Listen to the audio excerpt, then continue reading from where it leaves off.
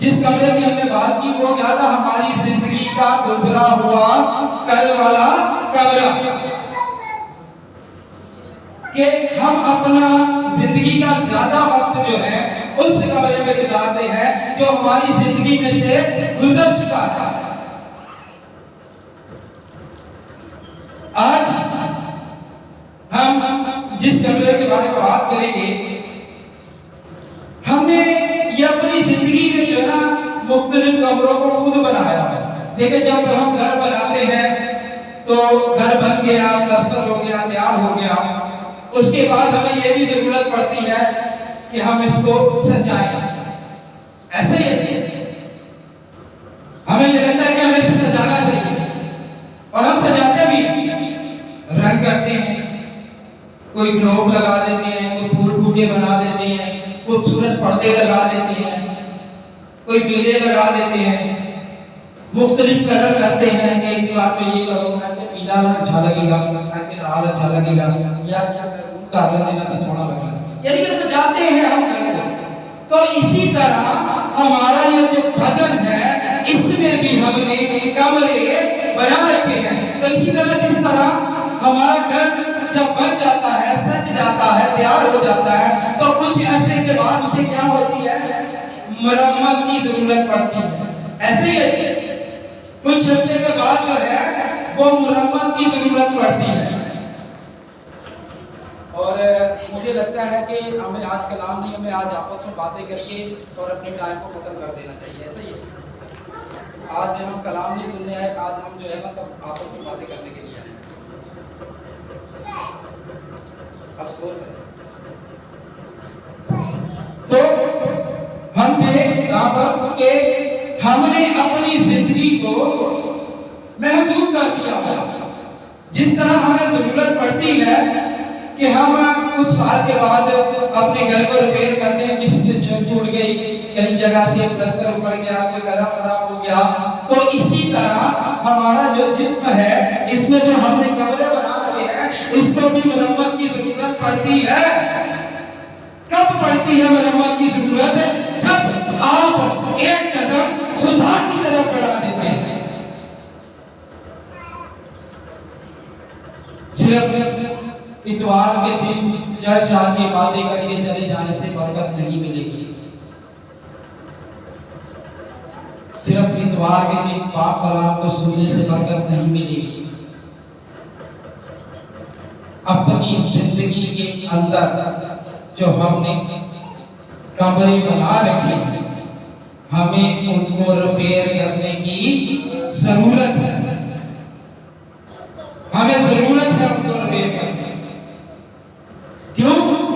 क्योंकि हमने खुदावंद की तरफ कदम बढ़ा दिया। खुदावंद की तरफ हम कदम कब बढ़ाते हैं? किस वक्त बढ़ाते हैं खुदा की तरफ कदम? हम जब हम पानी से बपतिस्मा ले लेते हैं। जब हम पानी से बपतिस्मा ले लेते हैं तो हम पूरी दुनिया में ये ऐलान कर देते हैं कि हम जिंदा खुदा की फौज हैं। अब खुदा की तरफ तो एक कदम बढ़ गया, लेकिन हमने जो अपने जिस्म में जो कमरे बना रखे हैं उनकी रिपेयरिंग शुरू नहीं की। हम आज भी अपना ज्यादातर वक्त वही गुजारते हैं जो हमारी जिंदगी के गुजरे हुए घर का कमरा है। लेकिन आज जिस कमरे पे हम बात करने में है वो है कि मैं अपनी जिंदगी में कुछ नहीं कर सकता। मैं अपनी जिंदगी में कुछ नहीं कर सकता का कमरा।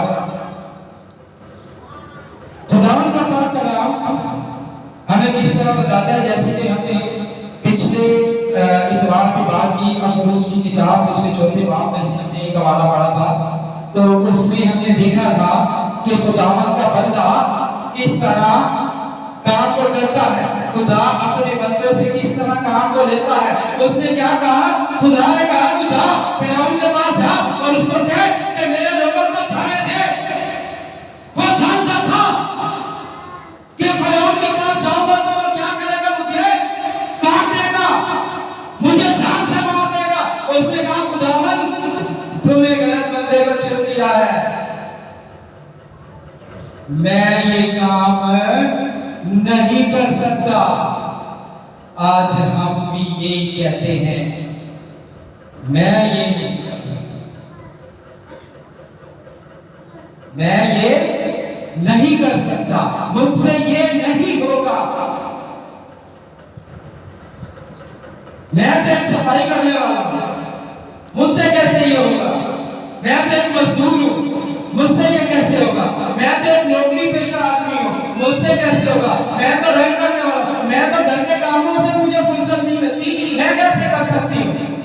मुझे तो बच्चों को खिलाना आता है, उसके बाद सब्जी बनानी है, घर का झाड़ू पोछा है, मुझसे तो ये नहीं हो सकता। याद रखिए अजीजों, मैंने एक दफा पहले भी आपसे जिक्र किया था कि कोई इस दुनिया की चीज आपको बदल नहीं सकती। ना कोई इस दुनिया का साइंटिस्ट, ना कोई इस दुनिया का टीचर, ना कोई इस दुनिया का पादरी आपको बदल सकता है। अगर आपको बदलना है तो आपको खुद हिम्मत करनी पड़ेगी। खुदावन भी इंतजार करता है उस वक्त तक जब तक आप उसे नहीं बुलाते।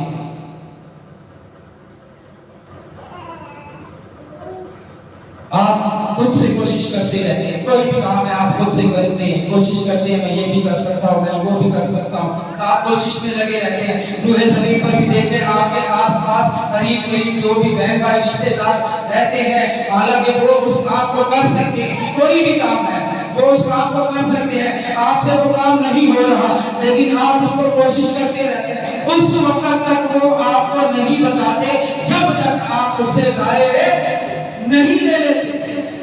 वो आपको नहीं बताएगा, आपसे नहीं कहेगा मेरे भाई मेरी बहन तुम परेशान हो, तुम इसको इस तरह करो, वो आपसे नहीं कहेगा, वो आपको देखता रहेगा कि आप इस तरह परेशान हैं। वो खुश होगा, वो प्लीज खुश होता है, खुदा के लोगों को परेशान करने से वो खुश होता है। इसी तरह अपने आप को बोल दे, ये वो कमरा है जहां हमें जरूरत होती है तो हम जाते हैं। आज हम जिस कमरे में बात कर रहे हैं ये हमारे जिंदगी का वो कमरा है कि जहां हमें जरूरत होती है तो हम जाते हैं। खुदावा मैं नहीं कर सकता, तू मेरे लिए कर।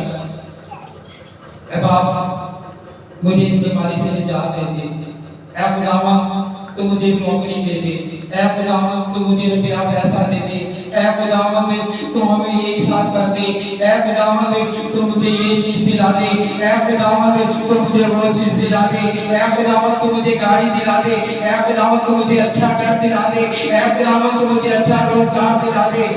ये वो कमरा है जो हमने अपनी जिंदगी में बनाया है। जबकि खुदावंद का पाक कलाम क्या कहता है, ये चीजें तो इन चीजों की तलाश में तो गैर कौमें रहती हैं।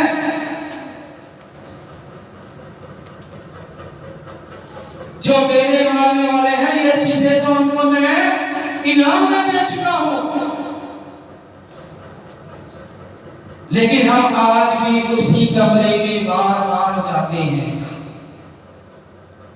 हम अपनी जिंदगी से ये नहीं निकालते कि मैं ये नहीं कर सकता। इस चीज को हम अपनी जिंदगी से अलग नहीं करते। खुदा के कलाम में से देखेंगे मत्ती की इंजील, मेरे साथ निकाल जरा जल्दी से निकाल लीजिए, टाइम भी निकालिएगा। मत्ती की इंजील का 15 बाब।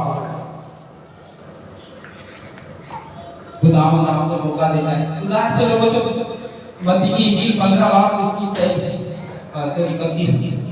से 34 आया। जो पहले निकाले पढ़ने में रहनुमाई कर सकता है।